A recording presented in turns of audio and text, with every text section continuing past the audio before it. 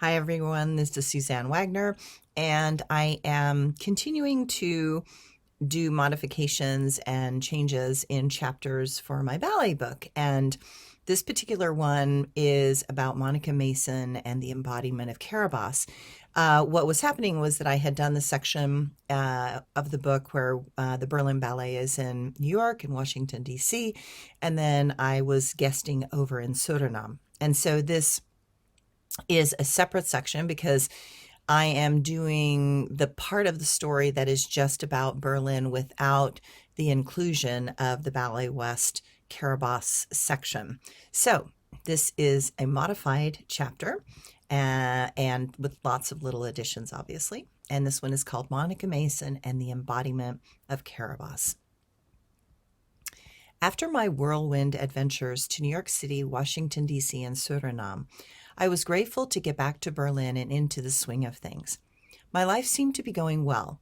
Things were picking up. I was getting more chances to do soloist roles, and I was gaining more confidence in my German. You know that you are getting a language when you begin dreaming in it, and that was happening consistently.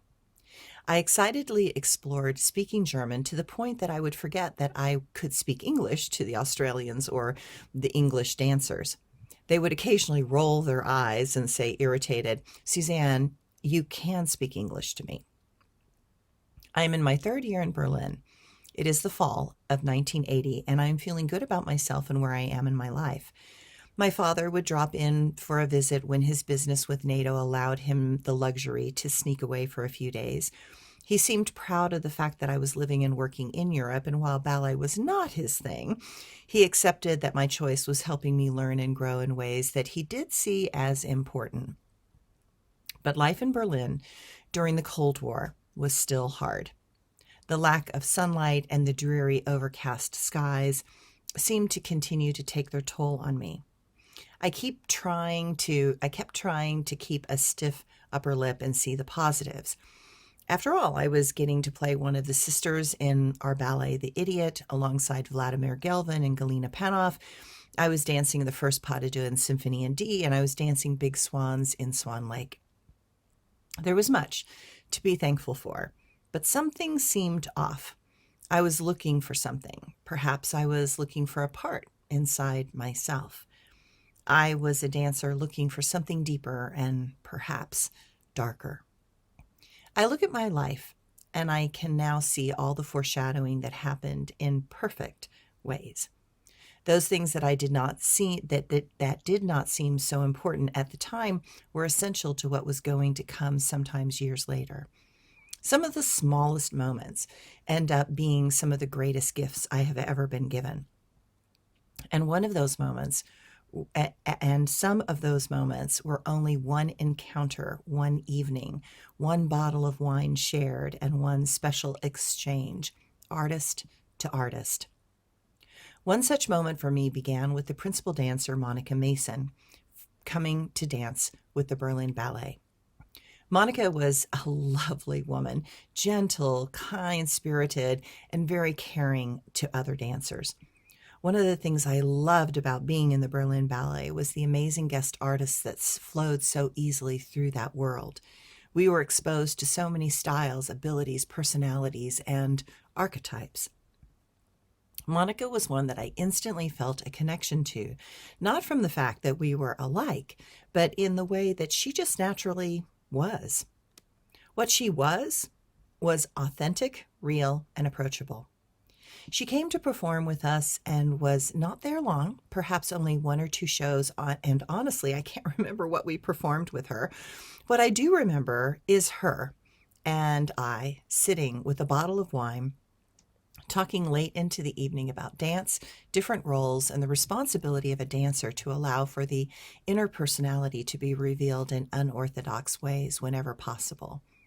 She had a deep interest in the journey of healing that so many dancers neglected.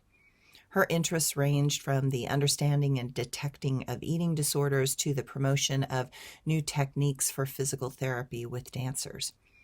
My experience of her was that while she lived in the traditions of the classics, she was deeply curious about taking risks and stretching the monotony of classical ballet beyond the old tried and true ways towards a more complicated emotional expression that gave more depth to characters that had been historically more caricatures. The conversation became much more interesting to me when she began to dive into the history of a character that she was famous for, Carabosse in Sleeping Beauty. This ballet was perfect on so many levels for the technique and the abilities of the Royal RAD-trained ballet dancers of England. It is a ballet that is so classically precise that it can be grueling. It required meticulous footwork, rapid petit allegros, and characters from one end of the extreme to the other. On so many levels, this ballet could come across as saccharine sweet to the point that you would want to throw up if not played properly. It is a perfect ballet from the standpoint that it is about good over evil, and that good will eventually triumph over that evil, a common theme in the old classical ballets. All the fairies in this ballet are happy, celebrating, joyous, and giving. Each fairy bestows gifts to Aurora, the princess who will eventually prick her finger, fall asleep, and slumber till true love finds her and awakens her with a kiss. But such a ballet needs to have a counterpoint, and that character needs to represent the darkness that lurks inside the heart and soul of each person. It must contain the energies of jealousy, anger, resentment, revenge, and that hunger for power. These aspects come into this ballet in the form of one character, Carabosse. Monica was considered the reigning queen of this character. She was regarded as the best in the world. But she did something that had never been done. She took a character that traditionally was danced by a gay man dressed as an evil, ugly, twisted, and miserable witch, and instead turned this antiquated model on its head by taking what had been the Wicked Witch pattern and instead making Carabosse into a very powerful but very evil fairy queen, powerful in her own right. Monica saw this character as so evil that she used her power to feed off those lower down and less than herself. She believed that Carabosse used her magic to steal away the energy of others and to make herself appear to be beautiful. But inside that statuesque shell, she was hateful, jealous, resentful, wicked, and a treacherous fairy. Monica played her as a fairy that did not care to play nice, but instead would play to win at any cost. I listened riveted to her speak for hours on the research she had done around this character and the many versions that had been done over time and why. The desire to bring something with more depth and character that embodied a deeper, darker, and more sinister evil. She did not play the character as some quirky, crazed, demented man in a woman's dress, but instead made her into an elegant character, one that was slick, sophisticated, smart, intentionally manipulated, and cruel in her almost sociopathic interpretation. I watched her face change as she spoke about the character. I could see the character boiling below the surface of her personality, moving through her even in that moment. To her, Carabosse was an archetype that lived and breathed inside her being. She allowed this character the love and space to engage in the dance of existence and could yet still walk as a mist through time. I had never seen such a transformation in a person that bordered on a type of transfiguration. She mesmerized me and stimulated me from a place deep inside my being that seemed to be calling to come out. She emanated something that I had not seen in my life. I could hardly explain it. Words would not suffice, but I was fascinated by the process of even watching it as it moved through her.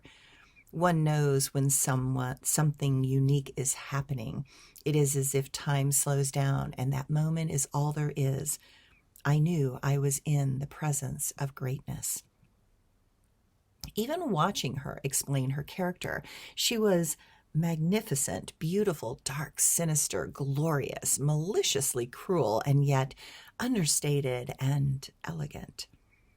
There are moments when you realize you are in the presence of some form of genius. One senses a merging of a human to an elemental.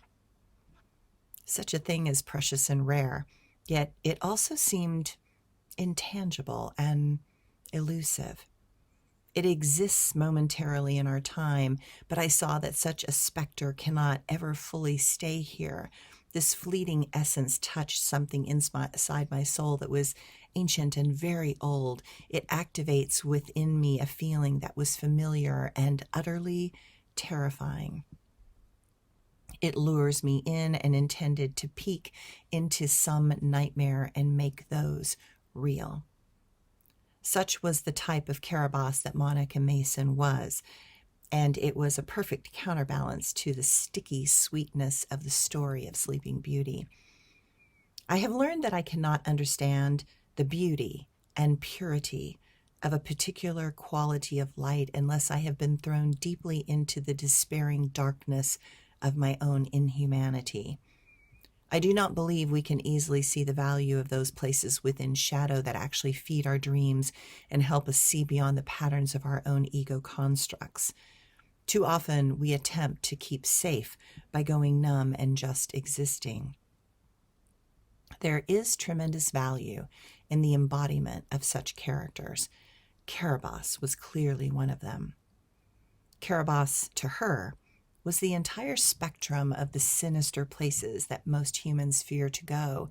She was the epitome of what we refuse to see within ourselves. Her character intended to pull off the masks of the faces in the audience to reveal their own underlying rot.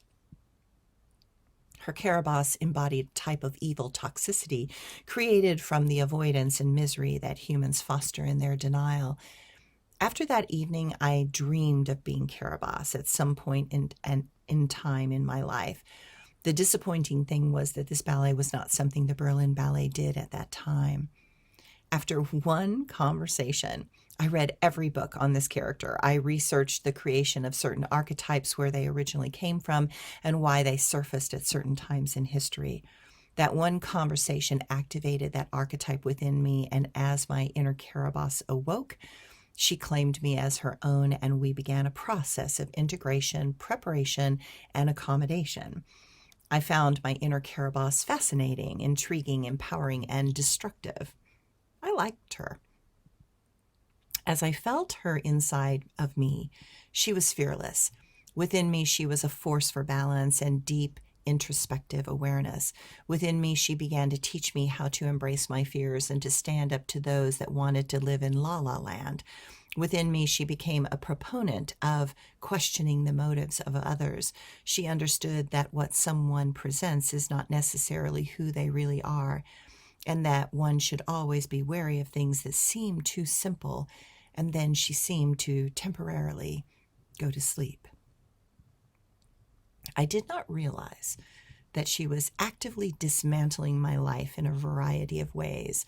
Such archetypes work in those places that we refuse to go and unleash forces that will drastically change our experience of reality in order to become more whole.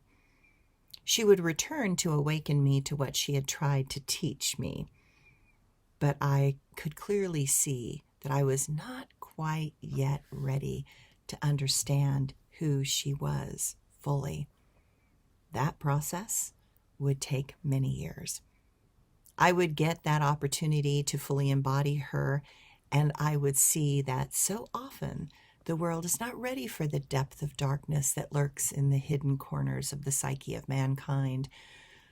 Monica Mason showed me the inner places of discontent that were lying, waiting for recognition.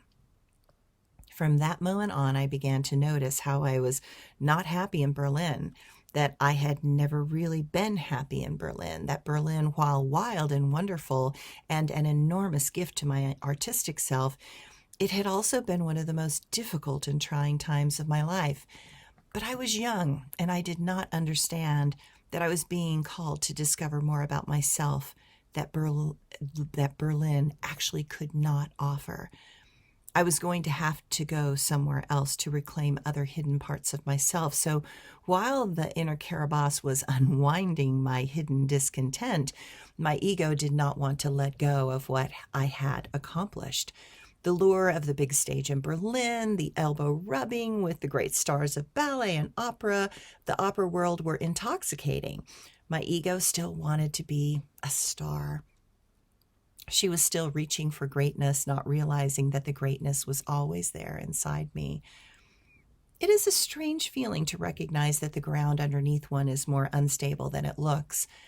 I was soon going to realize that in a very profound way, you would think that the murder at the Met would be a wake-up call. You would think that being in a terrible situation in Suriname would have been a second wake-up call. But it would seem that I was going to need much more than that before I would finally surrender to the river that clearly had other things in mind for me. The next event was dancing as one of the temple priestesses in the opera Aida. It was going to be a spectacular event because of the enormous and magnificent set designs, and that Luciano Pavarotti was guesting for us. This was going to be very exciting. While the dances of the high priestesses were not some technical extravaganzas or difficult to dance, it was the enormity of the sets that brought the opulence of Egypt to the stage, and that was something to see. In the performance, an entire set was going to disappear by dropping into the stage below.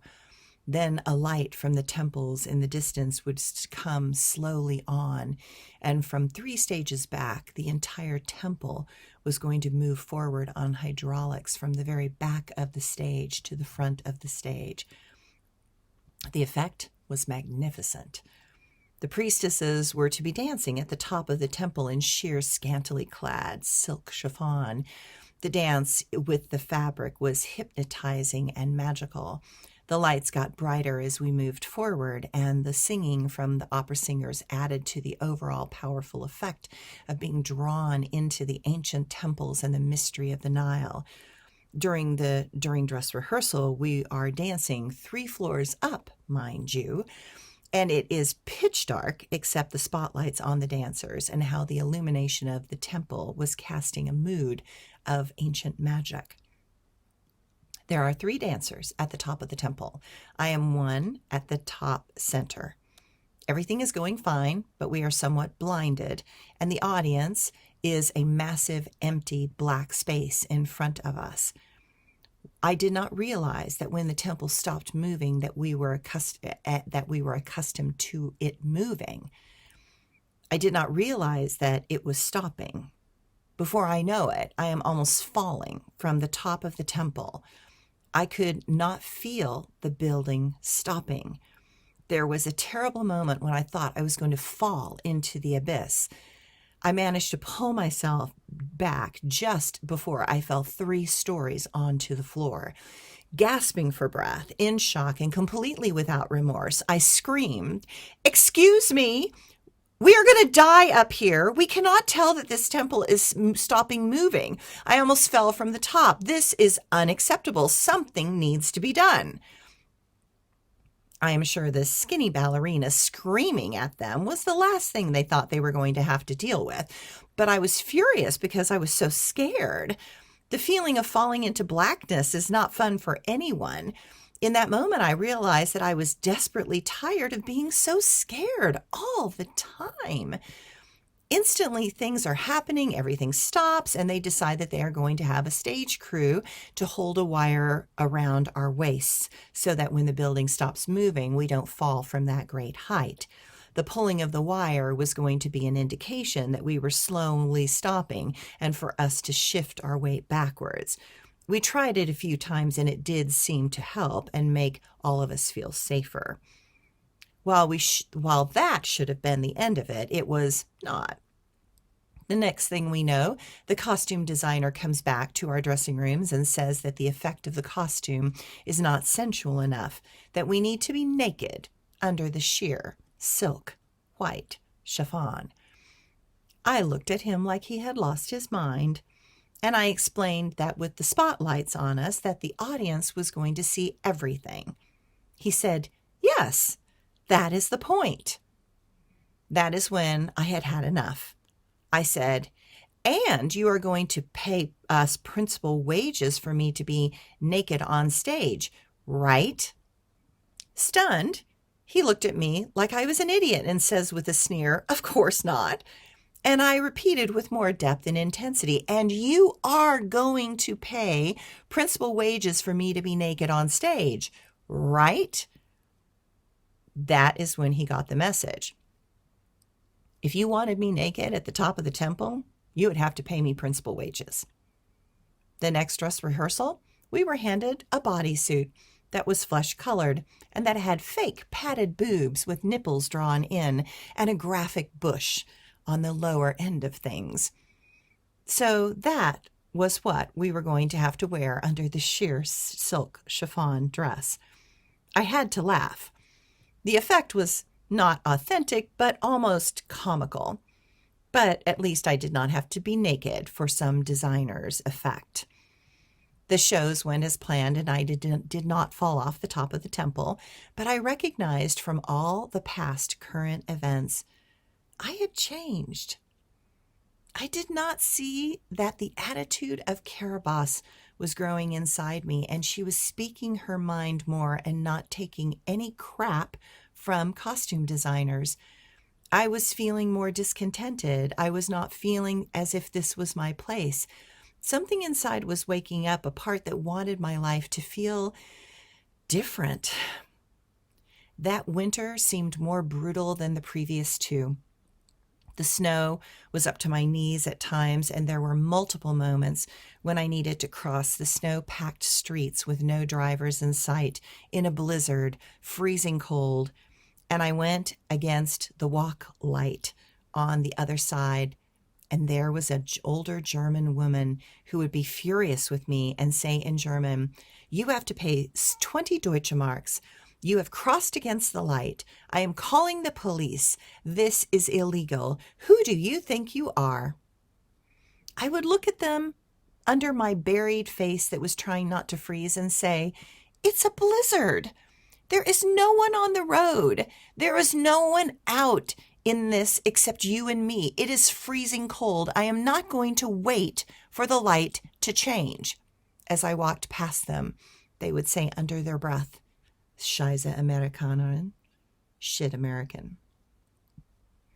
Once again, I would realize that no matter how much I tried to fit in and be a part of this reality, some part of me never would. In horror, I realized that I was going to have to leave, but leaving a state-run German opera house was going to be more difficult than I imagined. I did not realize that it was going to take me over a year to figure it all out. I did not realize that it was going to cost me almost all my savings. I did not realize that I would end up losing all my things, not once, but twice, through the airlines. I did not realize that I was going to almost physically die, or that it was going to leave me feeling weakened and my health wrecked. But regardless of the cost, what I was to gain could not be weighed from the level of fame, money, or opportunity. The gain was going to be in knowing about the deeper parts of myself that needed to get my attention. Artists are journeyers into spaces that most will refuse to go. Artists seek first to know themselves through their art and the expressions that manifest from that art form. We dance because we must. We create because we cannot breathe in this world without the hope that humanity can change and grow. We strive to be more than our physical body and to show the blending of magic that happens when we manage to touch our spirit with our body. We do not do what we do for money. We must do what we do to survive in this dense world. Dancers are not here to just live. We want to thrive. To thrive requires risk, and taking that risk, the outcome is never guaranteed or assured. And we would have it no other way. Thanks, everyone.